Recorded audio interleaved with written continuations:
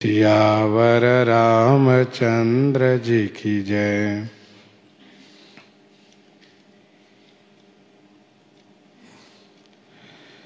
गोस्वामी जी महाराज पूर्व प्रसंग में वर्णन किए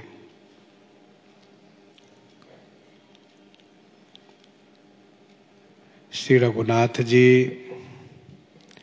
श्री अगस्त जी की आज्ञा से पंचवटी में पहुंच गए।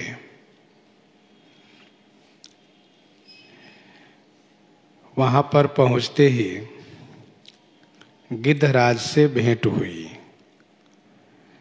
बहुत प्रकार से प्रीति बढ़ा करके गोदावरी गंगा के किनारे प्रभु श्री राम जी पत्तों की कुटिया बना करके निवास किए।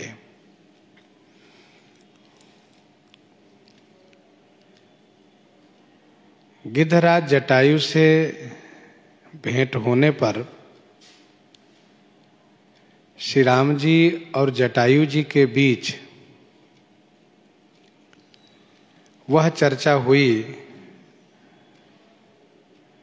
जो श्री जटायु जी ने श्री दशरथ जी को सहायता करके उनसे मित्रता प्रस्थापित किया था।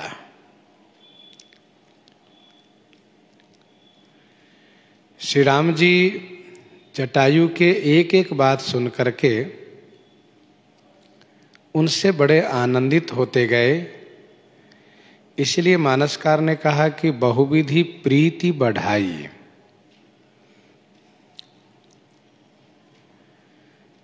गोदावरी नदी के किनारे पहुंच करके प्रभु श्री राम जी ने श्री लक्ष्मण जी से कहा, भैया लक्ष्मण, आप देखो जो जगह आपको अच्छी लगे वहां कुटिया का निर्माण करो।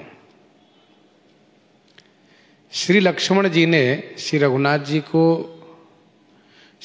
जी का चरण पकड़ लिए और कहने लगे कि नहीं नहीं स्वामी,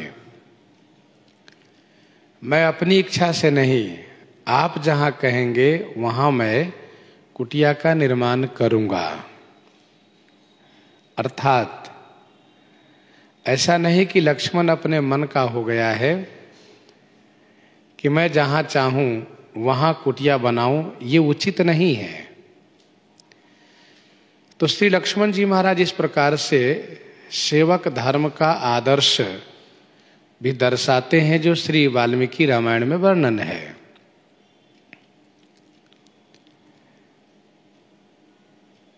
श्री राम जी के चरण पकड़ करके कहते हैं कि आप जहां आदेश करिएगा वहीं यह दास कुटिया का निर्माण करेगा। फिर श्री राम जी ने उस स्थान को निर्धारित किया है और श्री लक्ष्मण जी महाराज कुटिया का निर्माण किए हैं। प्रश्न ये उठता है कि चित्रकूट में देवताओं ने कुटिया का निर्माण किया था और किष्किंधा में भी देवताओं ने ही गुफा का निर्माण किया था। रमेउ राम मन देवन जाना, चले सहित सुर थपति प्रधाना, कोल किरात बेश सब आए, रचे परण तृण सदन सुहाए। देवता लोग आए बनाए। किष्किंधा के लिए मानसकार ने कहा, प्रथम ही देवन गिरी गुहा, राखेव रुचिर बनाई। राम कृपा निधि कछुक दिन वास करेंगे आई। तो फिर पंचवटी में देवता लोग क्यों नहीं आए कुटिया का निर्माण करने, यह प्रश्न है। तो इसका उत्तर यह है कि पंचवटी में खरदूषण का भय बना हुआ रहता है। खरदूषण सा समाज यहीं पर निवास करते हैं उनके डर से देवता कुटिया बनाने नहीं आए। जब उसको पता चलेगा कि देवताओं ने यहाँ कुटिया का निर्माण किया है तो वे हम देवताओं को बहुत परेशान करेंगे। दूसरा कारण एक यह था कि उग्र श्राप, मुनियों का उग्र श्राप, उस उग्र श्राप के कारण देवता यहाँ पर नहीं आ सकते थे, कुटिया नहीं बना सकते थे। और तीसरा इसका कारण यह है कि यहाँ से श्री सीता जी का हरण होना है, यहाँ से श्री सीता जी का हरण होना है। देवताओं ने सोचा यदि हम सब चलकर कुटिया बना देंगे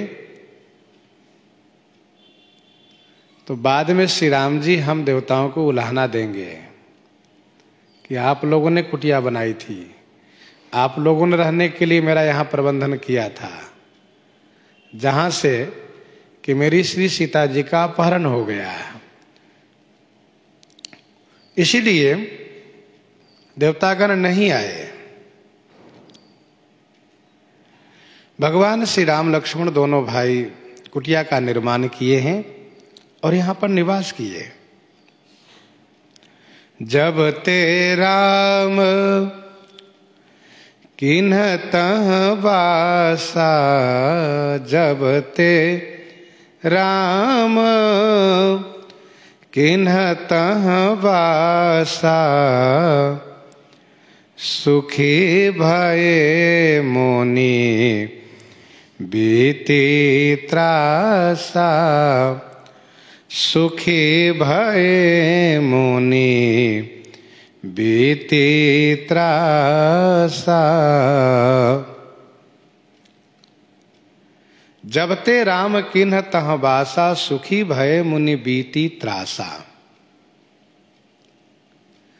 जब से श्री रघुनाथ जी पंचवटी में निवास किए तब से मुनि सुखी भय और उनके त्रास माने डर बीत गए, उनके डर समाप्त हो गए। जब ते राम किन्ह तह बासा, श्री अगस्त जी महाराज ने ये कहा था, कीजे सकल मुनिन पर दाया, बास करऊं तह रघुकुल राया। सो श्री राम जी के निवास करने से मुनि लोग आनंदित हो गए। मुनियों ने ये समझा कि हमारे रक्षक आ गए, हमारे नाथ आ गए, अब किसी बात की चिंता नहीं है। सुपनखा ने कहा, जिनके भुजबल पाई दशानन, अभय भय विचरत मुनि कानन। अब मुनि महात्मा निर्भय हो गए हैं और निर्भय होकर के उस कानन जंगल में विचरण करने लगे हैं। जो हमसे डरते थे अब वे निर्भय हो गए हैं, डर हम लोगों को हो गया है। इस प्रकार से सुपनखा ने कहा। दोहावली 3 में गोस्वामी जी महाराज ने लिखा, पंचबटी बट बिटप तर, सीता लखन समेत, सोहत तुलसीदास प्रभु, सकल सुमंगल देत, सकल सुमंगल देत।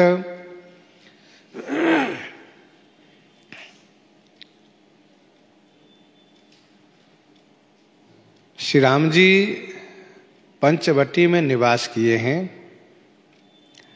और यहाँ पर मंगल ही मंगल प्रदान करते हैं, क्योंकि श्री राम जी मंगल की मूर्ति हैं। मंगल भवन अमंगल हारी। जहाँ प्रभु का निवास होता है वहाँ मंगल ही मंगल होता है, शुभ ही शुभ होता है। सुखी भय मुनि बीती त्रासा, सब मुनि महात्मा सुखी हो गए। गिरि बन नदी ताल छवि छाए, गिरि बन नदी ताल छवि छाए, दिन दिन प्रति अति होहि सुहाए, दिन दिन प्रति अति होहि सुहाए। गिरि पर्वत, वन, नदी, ताल से तालाब, इन सब में छवि छा गए, शोभा छा गए। और ये छवि, ये शोभा दिन दिन प्रति अति होहि सुहाए, दिन प्रतिदिन अति सुहाए होहि, अत्यंत सुंदर होते चले जा रहे हैं। गिरिवन नदी ताल छवि छाए, दिन दिन प्रति अति होहि सुहाए।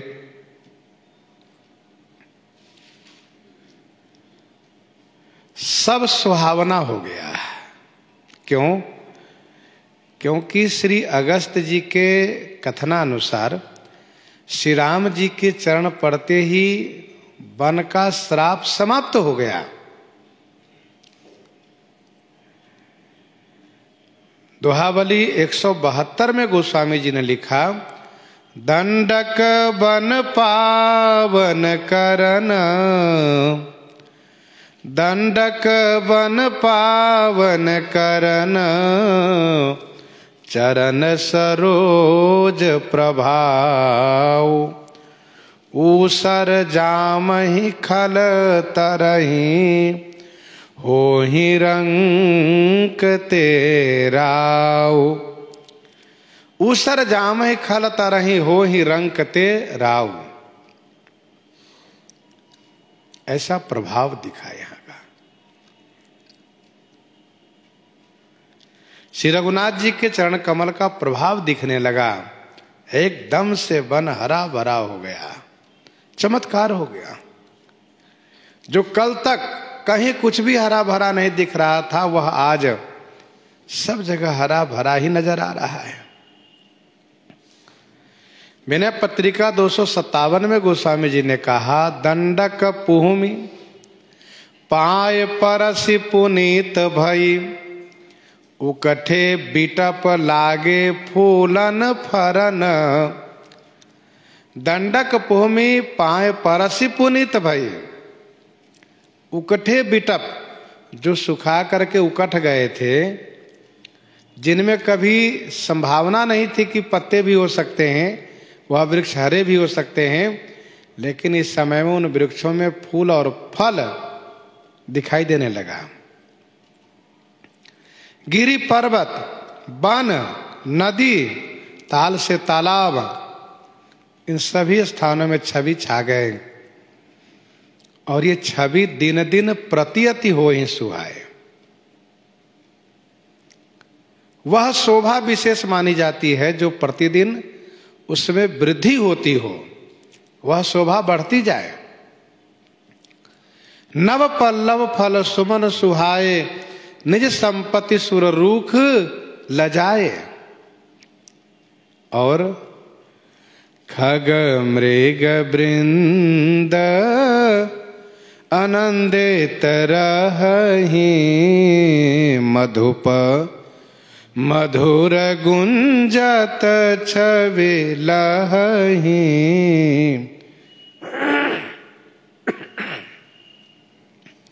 खग मृग वृंद आनंदित रहहि।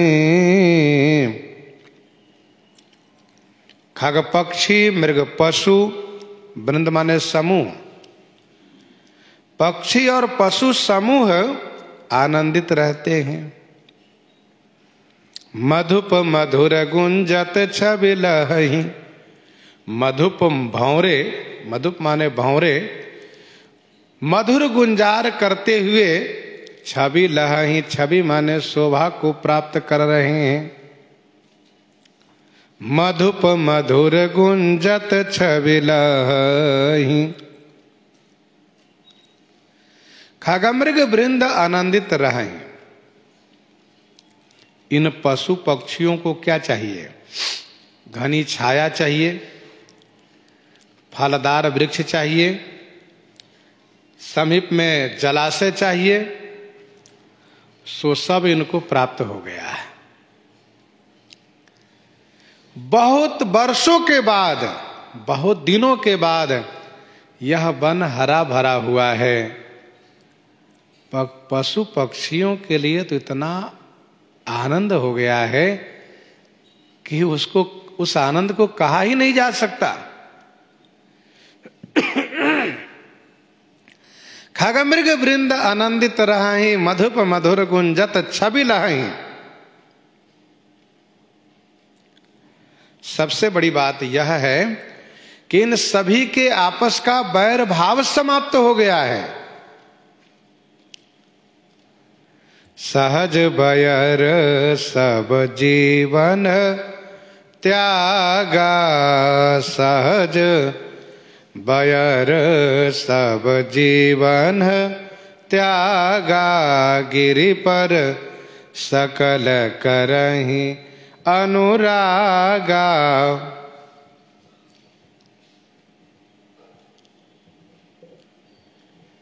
ये सब निर्वैर हो गए हैं।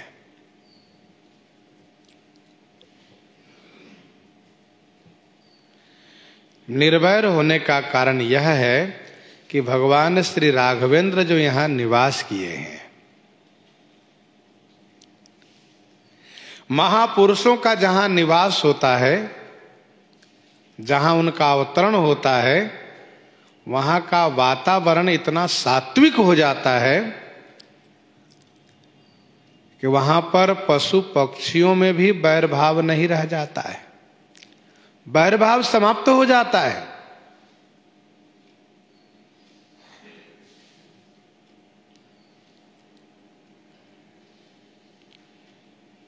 दोहावली 404 में गोस्वामी जी महाराज ने लिखा,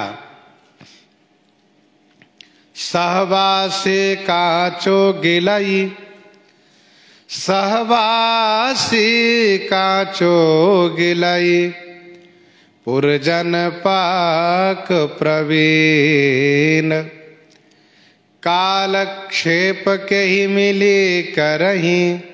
तुलसी खग मृग मीन। पशु पक्षी और मछलियों के साथ वाले कच्चे खा जाते हैं, सहवासी कांचो गिलई। और पुरजन पाक प्रवीण, पूर्वासी लोग इसे भूंज करके खा जाते हैं। इसीलिए इन सभी को कालक्षेप करना बड़ा कठिन हो जाता है, परंतु महापुरुषों की कृपा होने से वह बैर भाव समाप्त हो जाता है।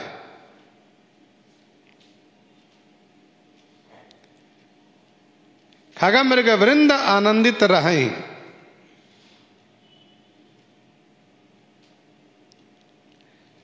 और योग सूत्र का यह मंत्र है, पातंजलि जी ने योग सूत्र में लिखा है, अहिंसा प्रतिष्ठायाम तत्सन्निधौ बैर त्याग। अहिंसा प्रतिष्ठायाम तत्सन्निधौ बैर त्याग। लोगों ने प्रश्न किया है कि फिर ये मांसाहारी जीव रहते कैसे होंगे? तो इसका उत्तर यह है कि वह मांसाहारी जीव स्वभाव के अनुसार, गुण के अनुसार आहार में परिवर्तन कर लेते हैं। जब सतोगुण उदय हो जाता है, जब महापुरुषों का संग प्राप्त हो जाता है, तो आहार उन लोगों का बदल जाता है, फिर वो बातें नहीं रहती है। खगमृग वृंद आनंदित रहि, मधुप मधुर गुंजत छवि लहहि।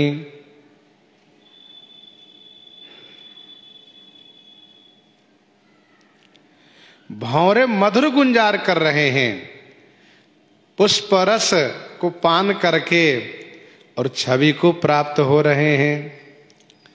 शोभन बरनी न सक अहि राजा, जहाँ प्रगट रघु वीर विराजा, जहाँ प्रगट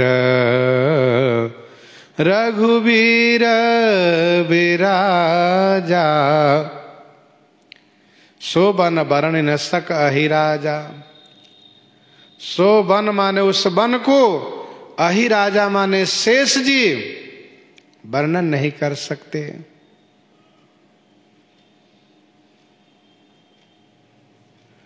शोभन बरन न सक अहि राजा।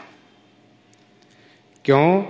क्योंकि जहां प्रगट रघुवीर विराजा, जहां श्री रघुवीर श्री रघुनाथ जी प्रकट होकर के विराजित हैं, यहाँ का वातावरण सब पवित्र हो गया है। खगमृग विपुल कोलाहल करहि, विरहित वैर मुदित मन चरहि, ऐसा वातावरण हो गया है। गोस्वामी श्री तुलसीदास जी कहते हैं उस वन की शोभा को शेष जी नहीं कह सकते। जब से इस वन को श्राप मिला तब से यह वन जल चुका था, नष्ट हो गया था दंडक वन। लेकिन श्री राम जी की कृपा होने से यह वन इतना सुहावना हो गया है कि इस वन की सुहावना को शेष जी भी नहीं कह सकते। और यही विशेषता है, भगवान श्री राम जिन पर कृपा करते हैं उनकी बड़ाई शेष भी नहीं कर सकते। श्री रघुनाथ जी की कृपा का परिणाम है, ये प्रभाव है। एक बार प्रभु सुख आसीना, लक्ष्मण बचन कहे छल हीना।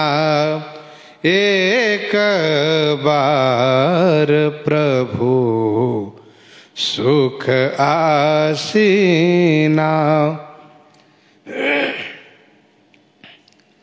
एक बार की बात है, प्रभु सुख से आसीना माने विराजित हैं। श्री लक्ष्मण जी छल हीना वचन कहे, श्री लक्ष्मण जी छल से रहित वचन कहे हैं।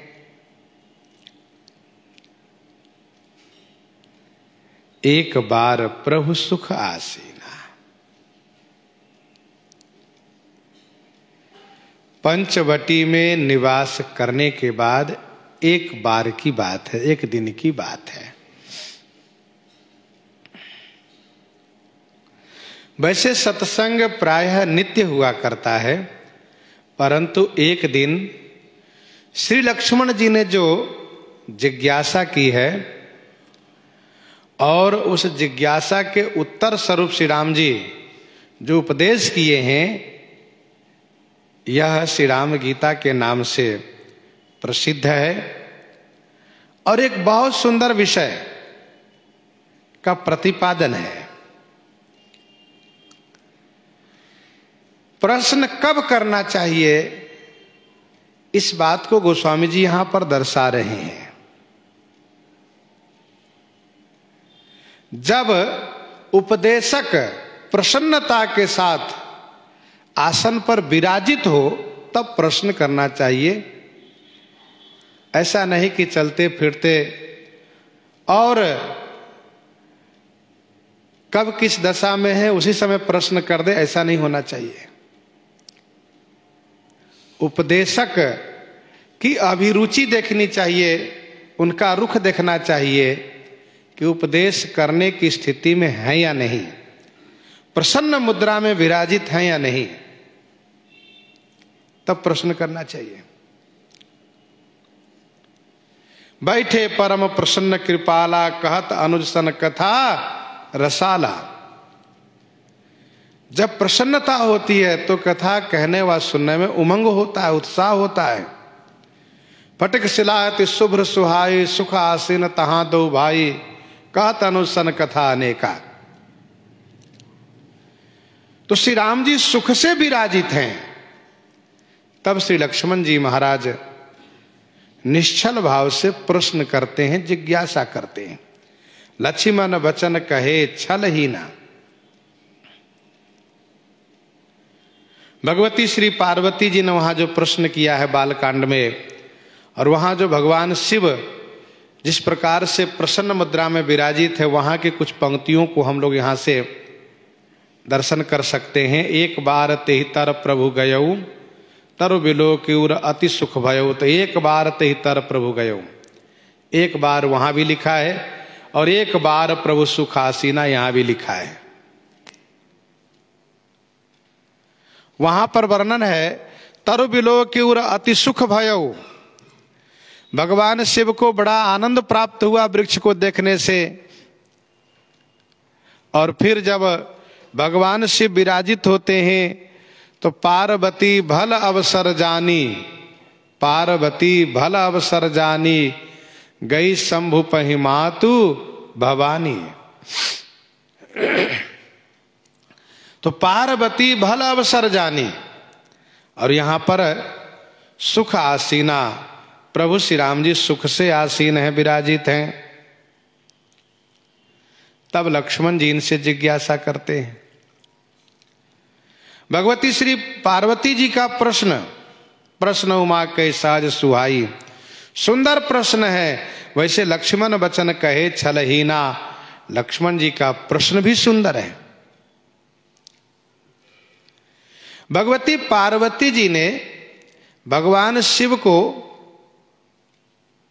यह कहते हुए कि हे भोलेनाथ, आप तो विश्वनाथ हैं, लेकिन ममनाथ पुरारी, विश्वनाथ ममनाथ पुरारी, त्रिभुवन महिमा विदित तुम्हारी। उसी प्रकार से श्री लक्ष्मण जी ने भी श्री रघुनाथ जी से कहा कि प्रभु आप तो सुरनर मुनि सचराचर साईं, लेकिन मैं पूछूं निज प्रभु के नाई। भगवती श्री पार्वती जी कहती हैं वहां पर, हरहु नाथ मम मति भ्रम भारी। और श्री लक्ष्मण जी भी यहां पर कहते हैं, शोक मोह भ्रम जाई, शोक मोह भ्रम जाई।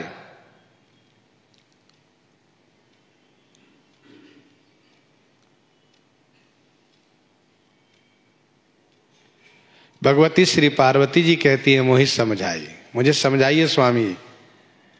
और श्री लक्ष्मण जी भी कहते हैं, सकल कहूं समझाइए। तो प्रश्न करने की तरीका है यह, यहां पर गोस्वामी जी महाराज उपदेश के रूप में प्रस्तुत कर रहे हैं, कब प्रश्न करना चाहिए। प्रभु श्री रामभद्र जी बड़ी प्रसन्नता के साथ विराजित हैं, सुख आसीना, सुखपूर्वक बैठे हुए हैं। कहने का भाव यह है कि अपने अनुरूप लोगों को देख करके मन खुश हो जाता है। अपने अनुरूप कहने का अभिप्राय यह है कि श्री रघुनाथ जी परोपकार परायण है। श्री राम जी पिताजी के वचन से वनवास में आए हैं परोपकार करने के लिए, और पूरा जीवन परोपकारमय है। और इस पंचवटी में सभी परोपकारी दिखाई दे रहे हैं। कौन परोपकारी? तो जो 5 परोपकारी हैं, संत बिटप सरिता गिरिधरणी, संत बिटप सरिता गिरिधरणी, परहित हेतु सबनिकै करनी। ये 5 यहां विद्यमान है। संत सुखी भय मुनि बीती त्रासा, और बिटप सरिता गिरिधरणी, ये गिरी वन नदी ताल, स्पष्ट नाम आए ही इसमें। तो जहां पांचों परोपकारी पहले से ही विराजित हैं और छठे परम परोपकारी श्री राम जी यहां आ गए हैं, तो इसलिए श्री राम जी सुख आसीना, सुख से विराजित हैं। एक बार प्रभु सुख आसीना, लक्ष्मण बचन कहे छलहीना, तो सुख से आसीन है, सुख से विराजित हैं। श्री राम जी में वीरता है, वीर शिरोमणि है, त्याग वीरता है इनमें, अयोध्या जैसे राज को परित्याग करके आए हैं। दया वीरता है, बास करहु तरहु कुल राजा, कीजिए सकल मुनि पर दाया, दया करके यहां पर निवास किए हैं। विद्या वीरता है, कथा सुनाते हैं श्री लक्ष्मण जी को। पराक्रम वीरता है, राक्षस लोग आएंगे तो उनको संहार करेंगे। धर्म वीरता है, धर्म वीरता क्या है? तो धर्म वीरता यह है कि दंडक वन को पवित्र कर दिए हैं, पावन कर दिए हैं।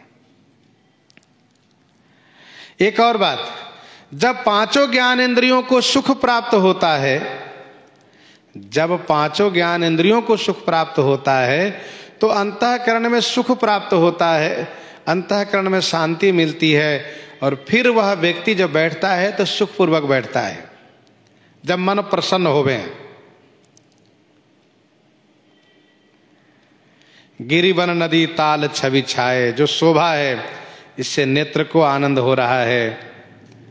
खग मृग वृंद आनंदित रहाई, इन पशु पक्षियों का जो कलरव है, जो कोलाहल है, इन सब की जो आवाज है, इन सब का जो चहल पहल है, खास करके पक्षियों के आवाज से श्रवण इंद्री को सुख मिल रहा है।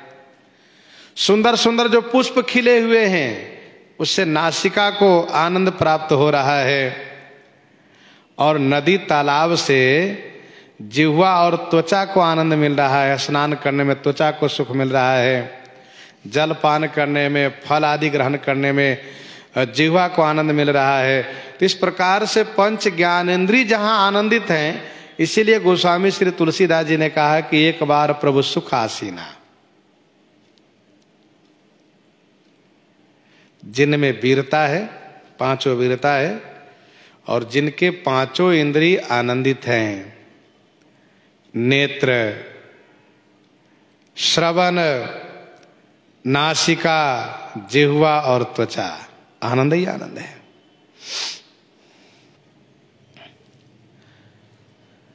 अब एक और प्रश्न ये है कि क्या लक्ष्मण जी भी छल कर सकते हैं? स्वाभाविक मन में प्रश्न उठता है। तो इसका उत्तर यह है कि इसकी कल्पना करना भी अपराध है। श्री लक्ष्मण जी श्री राम जी से छल कर सकते हैं, इस बात की कल्पना करना भी अपराध है। फिर मानसकार ने कहा छल ही ना, इसका मतलब क्या है? इसका मतलब यह है कि प्रश्न करने की तरीका क्या होनी चाहिए। गोस्वामी जी महाराज इस बात को लेकर के उपदेश कर रहे हैं। उत्तम प्रश्न वो होता है जिसमें कि जिज्ञासु अपनी जिज्ञासा को प्रकट करता है और उत्तर पाकर के आनंदित होता है कि आहा जय हो, बड़ी कृपा हुई। ये उत्तम प्रश्न होता है। मध्यम प्रश्न वो होता है जो परीक्षार्थ होता है कि देखे आप कितने बड़े विद्वान हो, आपकी बड़ी प्रसिद्धि है, लोग बड़ी वाहवाही करते हैं, जरा हम पूछें तो पता चल जाए कि आपको जानते हो कि नहीं जानते हो। कुछ लोग कुछ बात को जान लेते, कहीं सुन लेते हैं, तो कोई संत कोई विद्वान मिलेंगे तो पहले उनसे वही पूछेंगे, महाराज इसका मतलब क्या हुआ? ढोल गंवार शूद्र पशुनार, इसका मतलब क्या है? तुरंत पूछ देंगे। पूज्य विप्रशील गुण हीना शूद्र न गुणगण ज्ञान प्रवीणा, इसका मतलब क्या है? बस ये जहां कहीं सुने तुरंत पूछेंगे ही। तो ये मध्यम प्रश्न वस्तुतः ये जानने के लिए कि कुछ जानते भी है कि नहीं जानते हैं। उत्तम प्रश्न भगवती पार्वती जी ने किया है, उत्तम प्रश्न श्री लक्ष्मण जी किए हैं। इन सब का प्रश्न निश्चल है। कहने का भाव यह है कि प्रश्न में भी छल होता है, इसीलिए गोस्वामी जी को कहना पड़ा कि लक्ष्मण वचन कहे छल ही ना।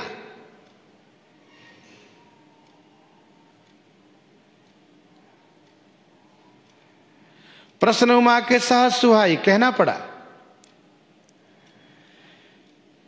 तो उत्तम प्रश्न इसको कहते हैं जहां केवल जिज्ञासा की जाती है जानने के लिए।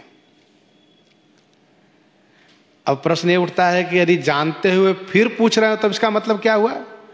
अरे भाई, जो जान करके पूछे तो छल ही तो करना हुआ। तो इसका उत्तर यह है कि जानते हुए जो पूछ रहे हैं वह मानो उस बात को पुष्टि करा रहे हैं कि जो हम जान रहे हैं वो सही है या नहीं, तो उसमें छल नहीं माना जाएगा।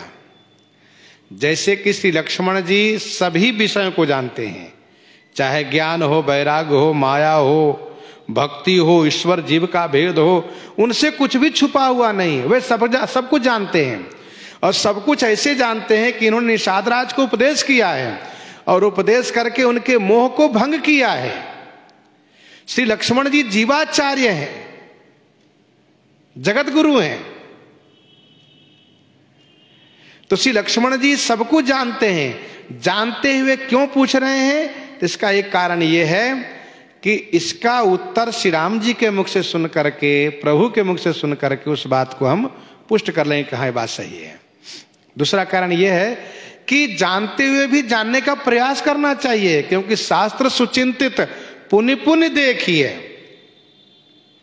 धर्मशास्त्र कहता है कि जिस विषय को हम जानते हैं उस पर भी पुनः पुनः मंथन, पुनः पुनः चिंतन, पुनः पुनः श्रवण करना चाहिए। इसलिए बहुश्रुत होना चाहिए। इसको छल नहीं कहा जाएगा, ये छल नहीं है। श्री लक्ष्मण जी इसलिए भी सुनना चाहते हैं कि हम लोगों को उपदेश करेंगे, जीवाचार्य हैं, उपदेश करेंगे तो जो हम कहेंगे वह बात कितनी मजबूत है, इसलिए भी पूछ रहे हैं। क्योंकि धर्म शास्त्र की बात को, वेद पुराण शास्त्र की बात को जब तक किसी गुरुजी के मुख से, किसी संत महापुरुष के मुख से हम श्रवण नहीं करते हैं तब तक उस बात में उतनी मजबूती नहीं आती है। इसलिए सुनने की परंपरा है। अब देखिए, श्रीमद् रामचरितमानस जी की रचना किसने की? भगवान शिव ने की। भगवान शिव ने कथा सुनाया भगवती पार्वती जी को, लेकिन सुनाने के पूर्व क्या कहा? तदपि यथाश्रुत जसी मति मोरी। मैंने जो सुना है वह सुनाऊंगा। अब आप कहां सुन लिए? कहा आप श्री अगस्त जी से सुनते हैं जा करके। हाँ, उन श्री अगस्त जी महाराज से जिन्होंने समुद्र को सुखाया है, इतने बड़े महापुरुष से। तो कहने का भाव यह है कि यह परंपरा है कि सुनना चाहिए। सुन करके कहने में निर्भयता आती है, मन को संतोष होता है। और बिना सुने, बिना किसी संत के मुख से सुने यदि किसी बात को हम कहते हैं तो उस बात को कहने में डर बना रहता है, कहीं ऐसा तो नहीं जो हम कह रहे हैं वो सही ना हो, अथवा हमें कहने का तरीका अलग हो जाए। क्योंकि वेद पुराण उदधि, ध्यान दीजिएगा, वेद पुराण उदधि सागर है, साधु घन है, मेघ है। सागर के पानी जब तक मेघ द्वारा प्राप्त हमें न होवे तब तक वह पानी हमारे लिए ग्राह्य नहीं है। हम उसको पी नहीं सकते, पान नहीं कर सकते। इसलिए यह परंपरा है, वेद पुराण की बात को हम अपने गुरुजनों से श्रवण करें। भले हम जानते हैं, जान करके भी उनसे पूछ करके, सुन करके मजबूत करें। तो ये प्रश्न छलहीना होता है, इसमें छल कपट नहीं है। छल वहां होता है कहां? जो मध्यम प्रश्न है कि अपनी विद्वता दिखाने के लिए कि हम भी जानते, आप जानते हो कि नहीं। आपसे पूछेंगे, आप उसको उत्तर दिए तो वे कहेंगे हाँ हाँ ठीक है, मतलब खुश नहीं हो रहे हैं। आप पूछो कि कुछ आप कहना चाहते हो, कि हाँ हाँ ऐसा है। और फिर उनकी बात सुन करके फिर यदि आप उनको अपने तरीके से उनको खंडन कीजिए तब उनको बात समझ में आए कि हाँ आपने ठीक कहा महाराज। ये मध्यम प्रश्न है, ये छल युक्त प्रश्न है। लेकिन जहां केवल जिज्ञासा की जाती है कि महाराज इसका मतलब क्या है, आप हमें समझाइए, तो वो छलहीना प्रश्न है। लक्ष्मण बचन कहे छलहीना। तो श्री लक्ष्मण जी में छल कपट होने की कल्पना भी करना अपराध है। लक्ष्मण जी जो प्रश्न कर रहे हैं, गोस्वामी जी कहना चाहते हैं कि श्री लक्ष्मण जी महाराज केवल जिज्ञासा के लिए प्रश्न करते हैं। जीवाचार्य जो हैं,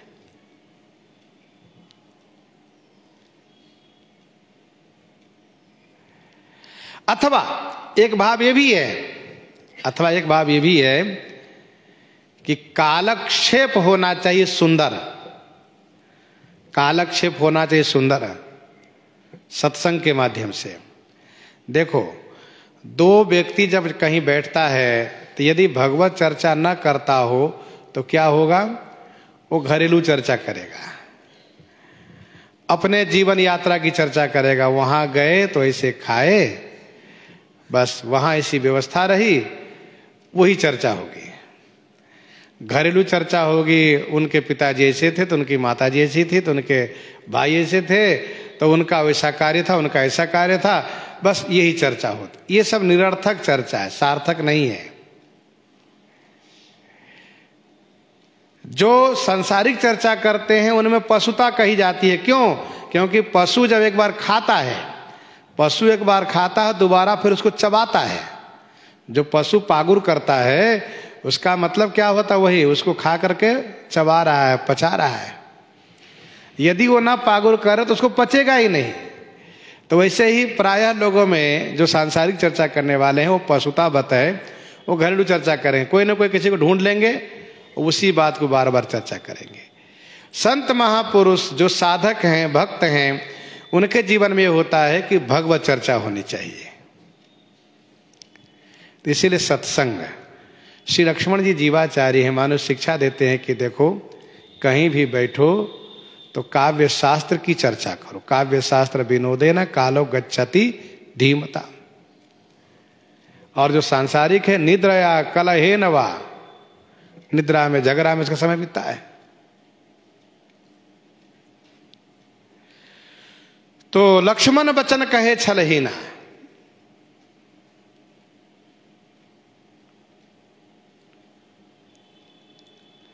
तो मध्यम प्रश्न उत्तर के बारे में आप समझ सकते हैं। जैसे अंगद और रावण के बीच प्रश्न उत्तर होता है, ये मध्यम कोटि का प्रश्न उत्तर है।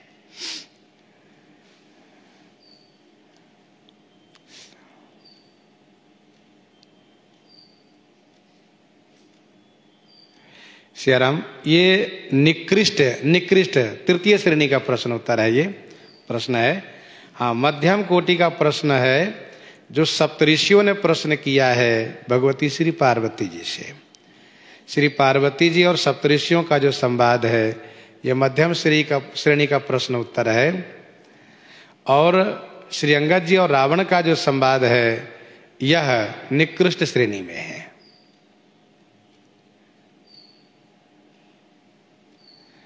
लक्ष्मण बचन कहे छलहीना। सुर नर मुनि सचराचर साई, मैं पूछूं निज प्रभु की नाई, मैं पूछूं निज प्रभु की नाई। श्री लक्ष्मण जी कहते हैं, सूर नर मुनि सचराचर साई। सूर देवता, नर मनुष्य, मुनि, सचर अचर। सचर अचर माने चेतन जड़ के, साई माने स्वामी हैं आप। परंतु मैं पूछूं निज प्रभु के नाई, मैं निज प्रभु की नाई पूछूं। मैं तो अपने प्रभु की तरह पूछ रहा हूं, मैं अपना स्वामी संबंध से, मैं आपको स्वामी मान करके मैं आपका दास हूं, इस संबंध से पूछ रहा हूं। सुर नर मुनि सचराचर साई, अर्थात आप सबके स्वामी हैं, सबके मालिक हैं। इस नाते से मैं नहीं पूछता हूं, तो मैं पूछता हूं अपने संबंध से। मैं पूछा हूं निज प्रभु की नाई, अपने प्रभु की तरह। अच्छा, अपनत्व होने से अपनत्व होने से मन निर्भय होता है। जैसे किसी के बारे में सुना कि इतने बड़े विद्वान हैं, इतने बड़े महाराज हैं, तो उनके पास गए तो उनसे पूछने में डर लगता है, कैसे पूछे, पता नहीं इनको अच्छा लगे न लगे, बुरा मान जाए, डांट दे, तमाम सारी बातें, मन डरता है। लेकिन जहां ये बात आ जाए कि नहीं हमारे गुरुजी गुरु भाई हैं और हमारे अमुक रिश्ते में हैं, तो जब इस प्रकार से जहां भाव हो जाता है, संबंध आ जाता है, महाराज हम आपके अमुक लगते हैं, तो जब अमुक लगते हैं तब पूछने में स्वाभाविक है कि डर खत्म हो जाता है। तो मैं पूछा हूं निज प्रभु की नाई। श्री लक्ष्मण जी ने कहा मैं अपने प्रभु की तरह पूछता हूं।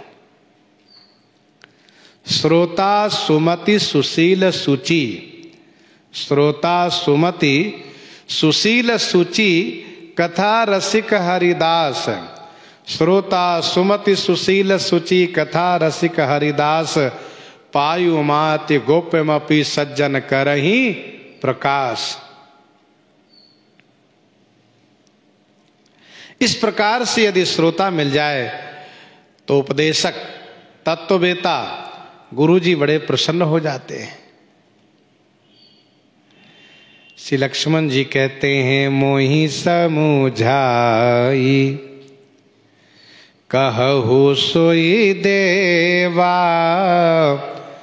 मोहि समुझाए कहु सोई देवा, सब तजी करऊं चरण रज सेवा, सब तजी करऊं चरण रज सेवा।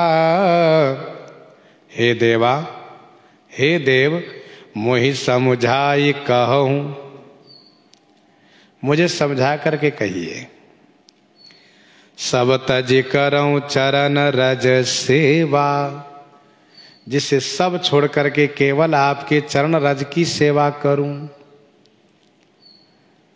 मोहि समझाई कहु सोई देवा, मुझे समझा कर कहिए। श्री लक्ष्मण जी जो प्रश्न करने जा रहे हैं, इन विषयों को समझ लेने से फल क्या होगा?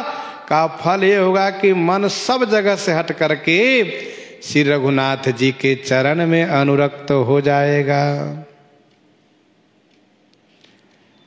इसलिए श्री लक्ष्मण जी कहते हैं कि हे देव, मुझे आप समझाइए जिससे मैं सब छोड़ करके आपके चरण रज की सेवा करूं। सब कई ममता ताग बटोरी, सब कई ममता ताग बटोरी, मम पद मनहि बांध बड़ी डोरी। मम पद मनहि बांध बड़ी डोरी। सुख संपत्ति परिवार बढ़ाई, सब परिहरी करी हूं सबकाई। क्यों?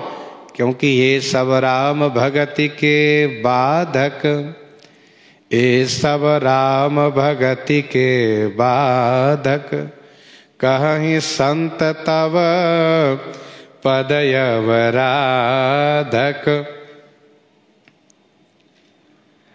जीव का सर्वोत्कृष्ट लाभ यही है कि सब जगह से मन हटा करके श्री रघुनाथ जी के चरणों में अपना मन लगा ले।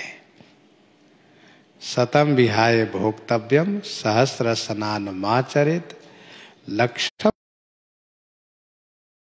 धरे कर यह फल भाई भजिए राम सब काम बिहाई।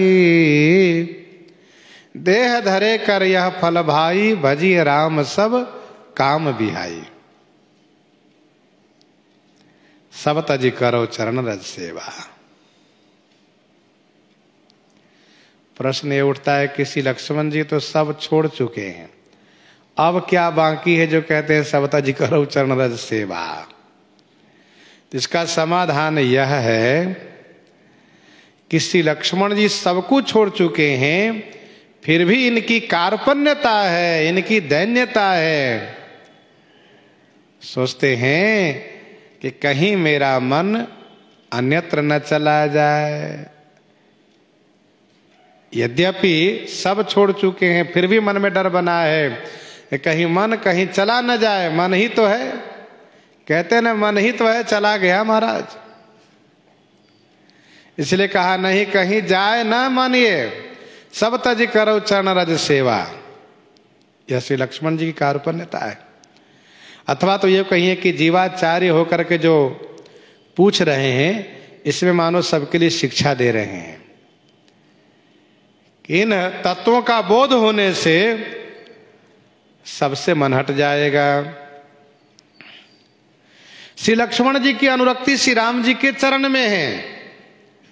चापत चरण लखन उर लाए, सभय सप्रेम परम सच पाए।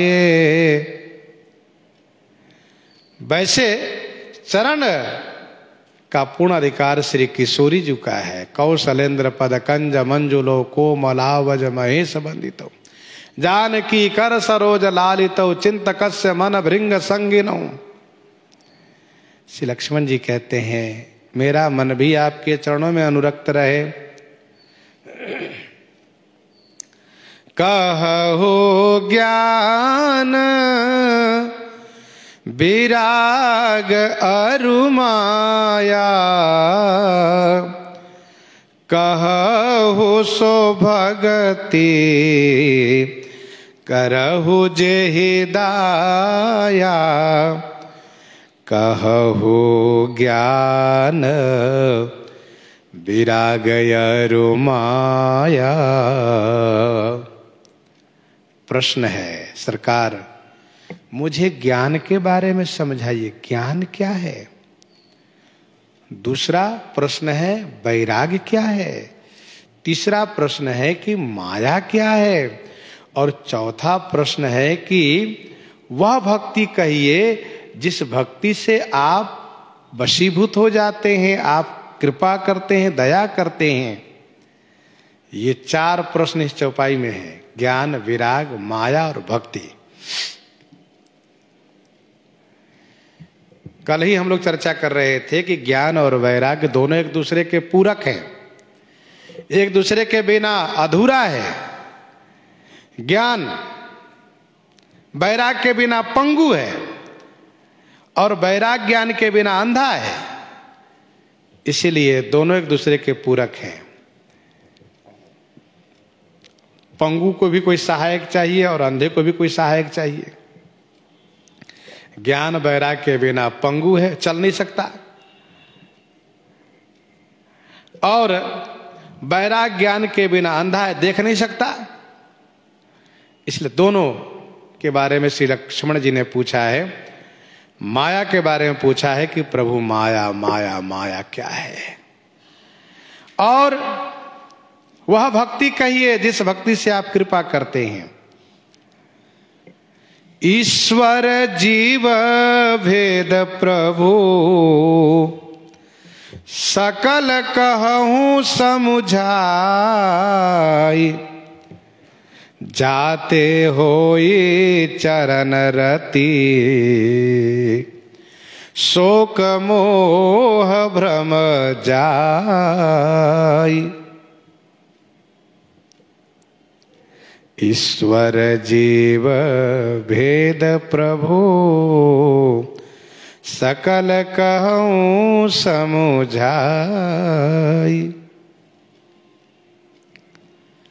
पांचवा प्रश्न है ईश्वर के लिए, छठवां प्रश्न है जीव के लिए। प्रभु, ईश्वर और जीव में भेद क्या है, यह सकल माने सब समझा करके कहिए। जाते हो ये चरण रति, जाते माने जिससे आपके चरणों में रति माने प्रेम हो जाए, और शोक मोह भ्रम जाई, जिससे कि शोक मोह और भ्रम का निवारण हो जाए, ये समाप्त हो जाए। प्रभु, ईश्वर और जीव दोनों चेतन है, दोनों को कर्माधिकार है और दोनों को माया से संबंध है। फिर अंतर क्या है ईश्वर और जीव में? दोनों चेतन हैं, दोनों को कर्माधिकार है, दोनों को माया से संबंध है। फिर इन दोनों में भेद क्या है प्रभु, यह मुझे समझा करके कहिए। सरकार थोड़ा समझा करके कहिएगा। जाते होई चरण रति, शोक मोह भ्रम जाई। जाते माने जिससे मेरा आहा शोक मोह भ्रम चला जाए और आपके चरणों में रति माने प्रेम हो जाए। ऐसा नहीं कि इनको श्री लक्ष्मण जी को सरकार के चरण में प्रेम नहीं है, खूब प्रेम है। मन कर्म वचन चरणरत जोई, कृपा सिंधु परिहरिय की सोई। मन कर्म वचन चरणरत जोई, खूब अनुरक्त है। फिर भी जिज्ञासा है। सच्चाई तो यह है कि तुम रघुवीर चरण अनुरागी, किन्हें प्रश्न जगत हित लागी। श्री लक्ष्मण जी पूर्ण रूप से श्री राम जी के चरण में अनुरक्त हैं। इन्होंने जो जिज्ञासा की है, इन्होंने जो प्रश्न किया है, यह जगत के जीव के वास्ते। सरकार कहते हैं थोरे मां सब कहूँ बुझाए, सुनहु तात मति मन चित लाई। थोरे ही मह सब कहूँ बुझाई। सरकार कहते हैं थोरे ही मह, थोरे में सब समझाए कहता हूँ। हे तात, मन चित लाई, मन बुद्धि, मति माने बुद्धि, मन और चित लगा करके आप सुनिए। सरकार कहते थोरे ही मह, क्या बात है, बहुत जल्दी क्यों करना चाहते हैं? एक संत ने कहा कि शूर्पणखा चली आ रही इसलिए कहा जल्दी कर रहे हैं। ऐसी बात नहीं है। श्री राम जी के कार्य में कोई विघ्न नहीं कर सकता। शूर्पणखा क्या, उसकी क्या हस्ती है? तो वस्तुतः थोड़े में कह करके समझा देना और थोड़े में समझ लेना, ये प्रौढ़ता की बात है, विद्वता की बात है। गंभीर विषय को थोड़े में कह देना, थोड़े में समझ लेना, ये विद्वता वाली बात है। अच्छा, जो बहुत गंभीर विषय होता है उसको बहुत विस्तार करिए, तो बहुत विस्तार करने में होता क्या है कि सुनाते सुनाते सुनते सुनते वो जो मूल जो बातें होती है वो बात पीछे रह जाती है। एक कहावत है, खोदा पहाड़ तो मिला चूहिया। तो वो वाली बात नहीं होनी चाहिए। गंभीर विषय को थोड़े में जब कहते हैं तो वह विषय सुनने वाले को रुचिकर लगता है और सुनने में समझ में आ जाता है। तो सरकार कहते थोड़े मह सब कहूँ बुझाई, सुनो तात मति मन चित लाई। श्री राम जी सुनाना प्रारंभ कर रहे हैं। हम लोग प्रसंग को ही हृदयंगम करते हैं। आइए श्रवण करते हैं श्री विनय पत्रिका से।